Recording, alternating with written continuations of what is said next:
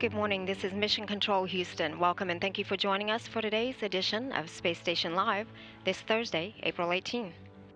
You're joining us now inside the International Space Station Flight Control Room, where the team has been keeping track of the systems aboard the station and supporting the day's activities of the Expedition 35 crew members. Leading the Orbit 2 team here in the Station Flight Control Room today is Flight Director Mike Lammers. Serving as Capcom is Mark Regan, who is responsible for relaying all ground messages up to the crew.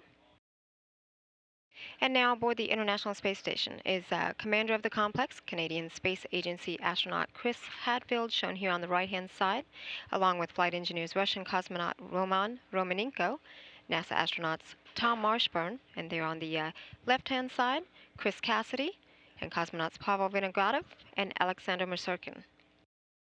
Hadfield, Romanenko, and Marshburn had arrived at the International Space Station back in December of last year aboard their Soyuz spacecraft after docking it to the Rossviet module following their launch on December 19.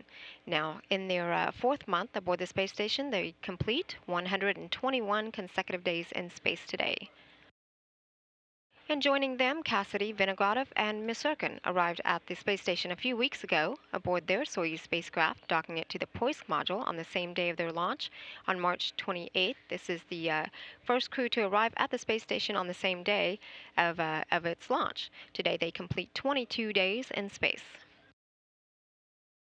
The space station with its crew aboard is flying now at an altitude of a little more than 260 statute miles. The orbiting facility is on a nighttime pass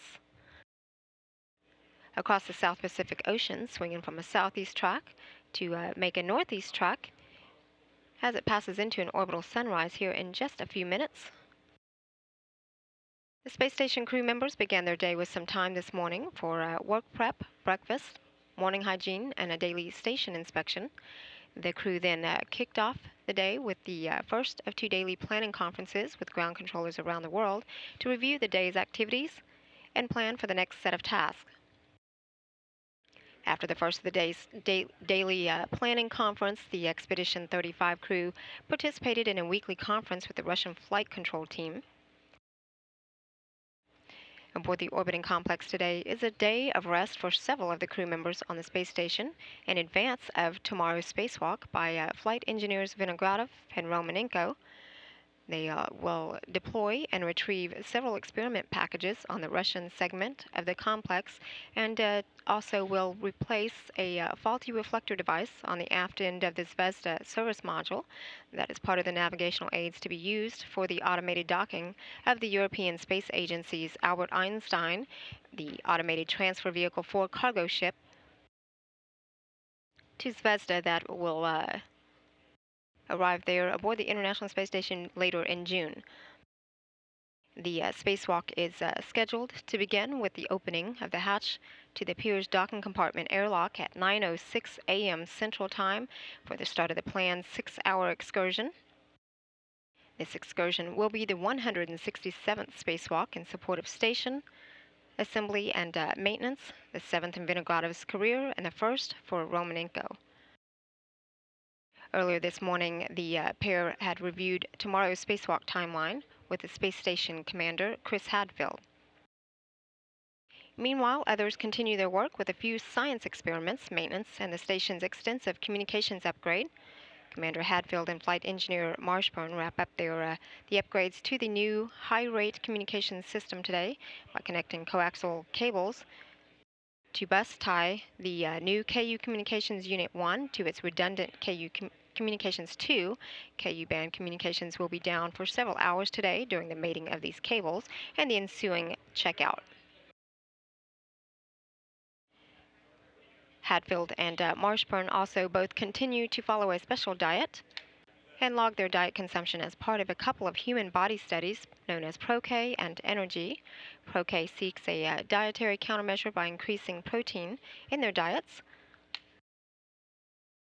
a countermeasure for bone loss, while also Energy evaluates energy balance of a long-duration space flight crew member. Commander Hatfield also had performed regular maintenance to the onboard water recovery system.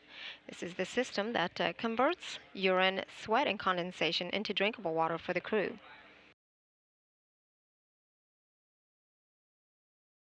Flight engineers Marshburn and Cassidy both had participated in their individual monthly periodic fitness evaluation. Physical fitness is essential for long-duration crew members as it helps to mitigate the negative effects of microgravity on the human body. Then Marshburn had spent some time reviewing the new Canadian medical experiment that seeks to understand why some station astronauts are prone to fainting spells after returning to Earth. The new BP-REG study will involve collecting data before, during, and after a crew member's mission using inflatable cuffs attached to the crew member's legs, looking for changes in blood pressure that may help predict risk of dizziness and fainting. BP-REG will not only help understand dizziness in astronauts, but also have the direct benefits for everyday people right here on Earth, particularly those predisposed to falls and resulting injuries as seen in the elderly. Flight engineer Cassidy had worked today to set up, review, and conduct a capillary flow experiment run. The capillary flow experiment is an ongoing fluid physics study that looks at the behavior of fluids in microgravity. Results could improve the design of fluid transfer systems on future spacecraft, such as fuel and water tanks. And each of the crew members will put in their daily 2 hours of exercise using the onboard gym equipment that includes a station bicycle, a treadmill, and the advanced resistive exercise device that simulates weightlifting here on Earth. The crew then will wrap up their day with a final daily planning conference with the ground. Each crew member's sleep times varies today with some shifting from their normal sleep period in support of tomorrow's spacewalk. Meanwhile, back on Earth, NASA attempted its test launch of the Orbital Sciences Antares rocket from the Wallops Flight Facility in Virginia yesterday. At about T-minus 12 minutes at 3:48 p.m. Central Time, that rocket launch was scrubbed due to a premature dislocation of a second stage umbilical. A second attempt has been scheduled for tomorrow. Coverage of that second attempt to launch the Orbital Sciences Antares rocket on its test flight will begin on NASA television tomorrow at about 3:30 p.m. Central Time, right after the conclusion of the spacewalk. This is Mission Control Houston.